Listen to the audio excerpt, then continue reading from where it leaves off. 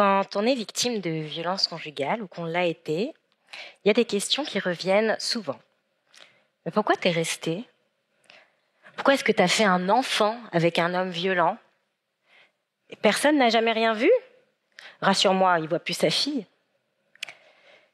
Des questions très intéressantes qui n'ont pas de réponse simple. En tout cas, moi, j'en ai pas encore trouvé depuis 5 ans qu'on me les pose.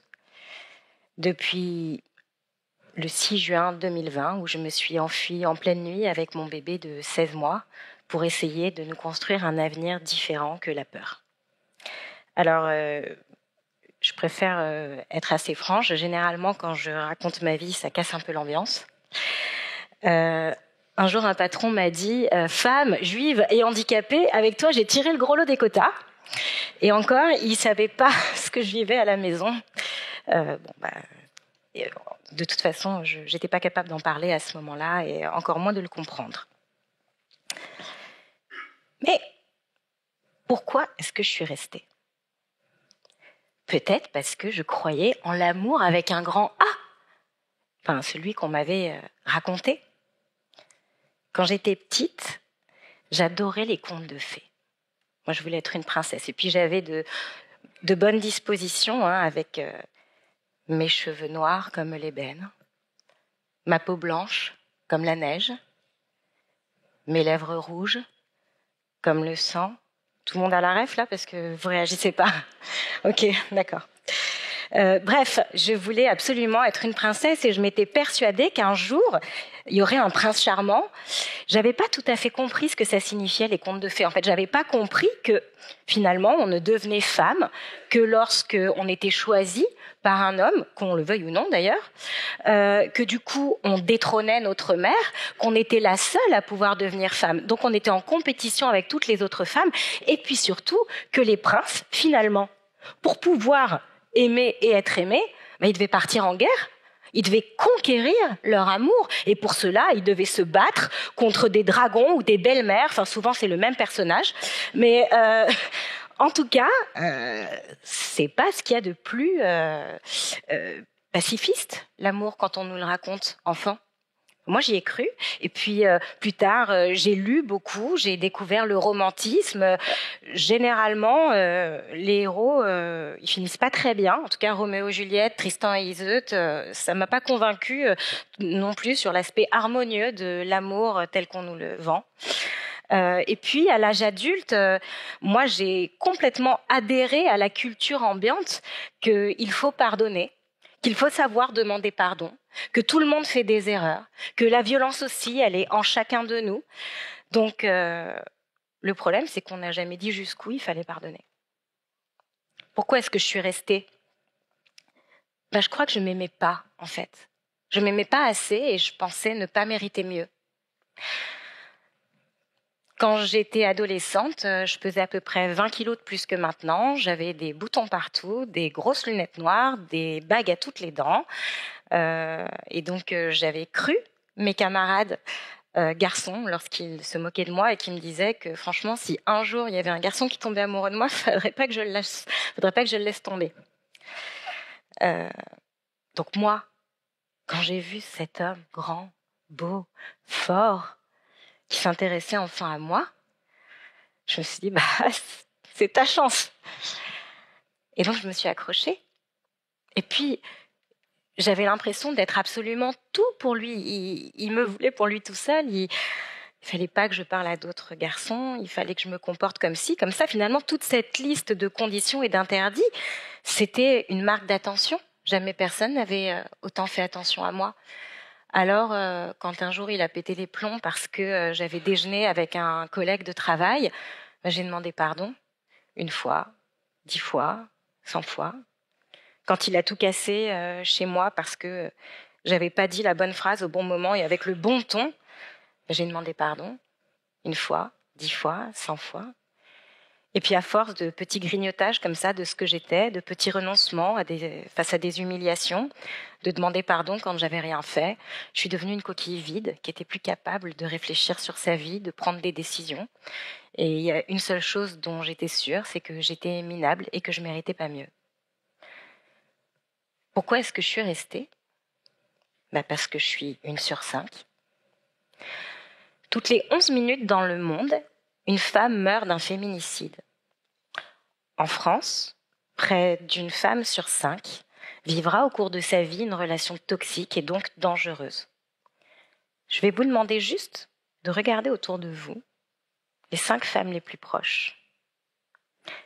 Il y en a statistiquement une qui sait ce dont je parle.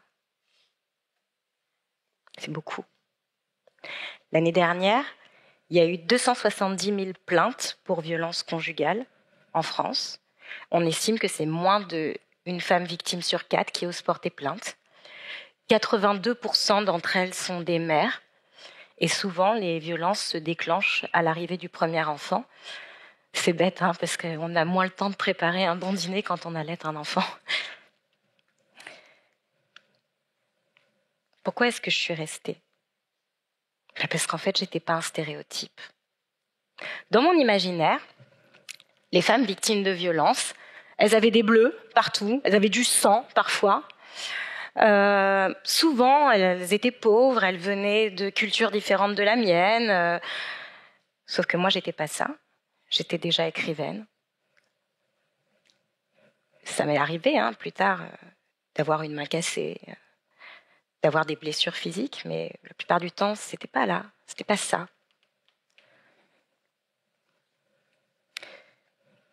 Quand je me suis retrouvée chez mes parents, puisque j'avais fui avec mon bébé, dans ma chambre d'ado, je me demandais si j'étais folle.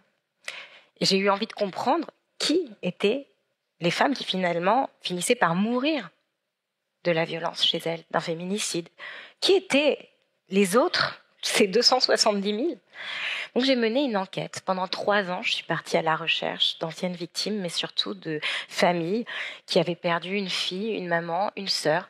Je voulais savoir qui elles étaient, si elles me ressemblaient quelque part, savoir si j'étais folle ou pas, et puis comprendre s'il y avait des points communs. Je suis arrivée à des conclusions intéressantes. Il n'y a aucune frontière culturelle, géographique, il n'y a aucune différence. En fait, la violence conjugale, les violences conjugales, elles sévissent partout, dans tous les milieux sociaux, toutes les religions, toutes les cultures, toutes les classes sociales, dans tous les pays.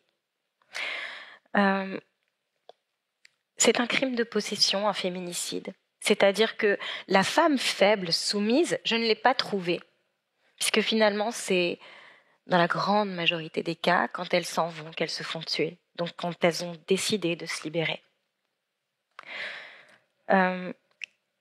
J'ai découvert aussi que les violences physiques qu'on nous rabâche, il faut partir à la première gifle, moi j'avais toujours entendu ça, finalement c'est pas la majorité.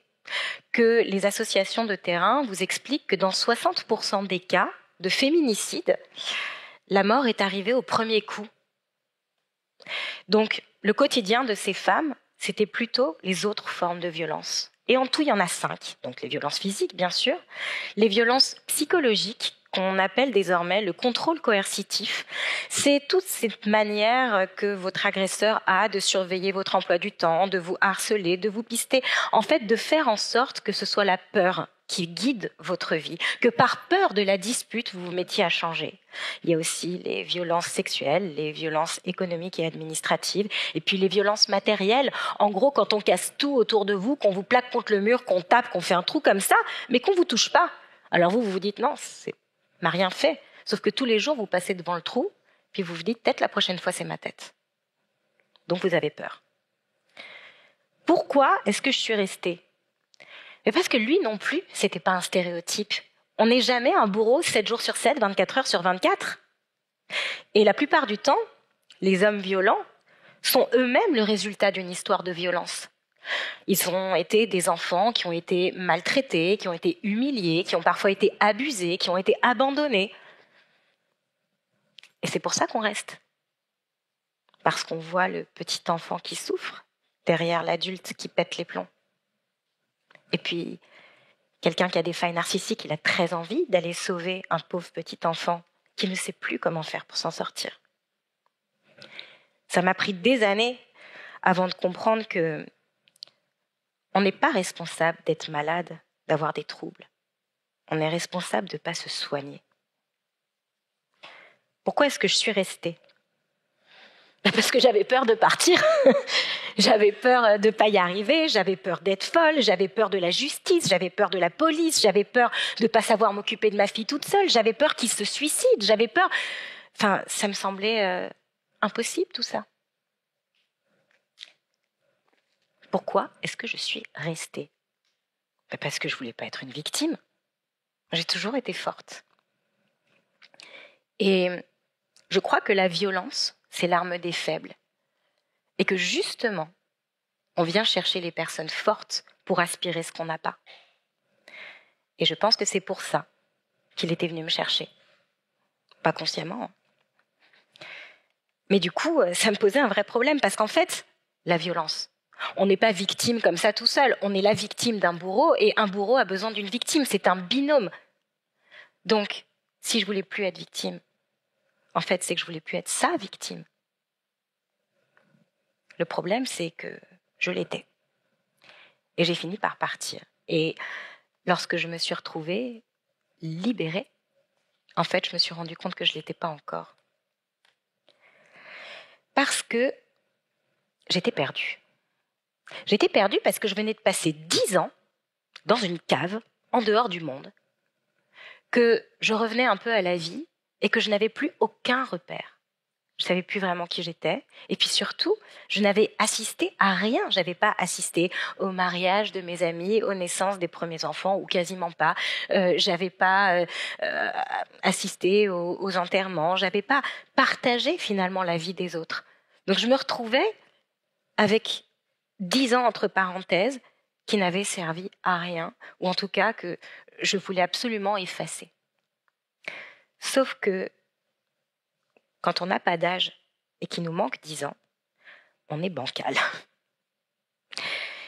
Et j'avais l'impression que si je voulais effacer tout ça et me présenter comme quelqu'un de libre, j'étais plus une bonne victime, parce qu'une femme qui rigole, qui va de l'avant, etc., alors qu'elle est victime de violences conjugales, on la croit pas. Et moi, j'avais vraiment besoin qu'on me croie. Donc j'étais coincée, parce que si je racontais ce que je vivais, j'avais mal. Et puis si j'effaçais le mal, j'étais bancale. Et j'ai eu un jour une vision. En fait, j'ai essayé de réfléchir à cette notion de temps. Et j'ai visualisé ma vie comme si elle était dans ma colonne vertébrale. Et je me suis dit, voilà, au milieu de ton dos, t'as un espèce de bloc entre deux vertèbres qui ne sert à rien. Le problème, c'est que si je l'enlève, je tiens plus debout. Enfin, je ne vous conseille pas d'essayer de marcher avec un trou dans votre colonne vertébrale. Et comment est-ce que je peux faire pour réintégrer cette partie sans que ça me fasse horriblement mal ? Eh bien, j'ai décidé de plonger à l'intérieur, d'y mettre de la lumière. Et quand je dis d'y mettre de la lumière, ça veut dire d'y mettre de la nuance, d'expliquer, de détricoter, de muscler, de gainer, de faire en sorte que ce bloc-là soit lumineux, qui permette aussi aux autres de comprendre ce que j'avais vécu, à moi de comprendre, à ma fille plus tard de comprendre. Et du coup, j'ai peu à peu réintégré mon temps. J'ai peu à peu réintégré ce bloc lumineux pour rendre à ma vie une linéarité. Alors bien sûr, il y a des moments où j'ai des alertes, il y a des moments où ça fait mal. Et bien justement, je me tiens encore plus droite et je mets encore plus de lumière. Et c'est comme ça qu'on se libère. C'est pas en effaçant, c'est en éclairant. Alors je voudrais terminer par tendre une main à toutes celles qui savent de quoi je parle ce soir, leur dire qu'autre chose est possible et qu'il y a encore 5 ans, je devais demander pardon si j'avais ramené des myrtilles à la place des fraises et qu'aujourd'hui, je suis libre de choisir mes mots devant vous.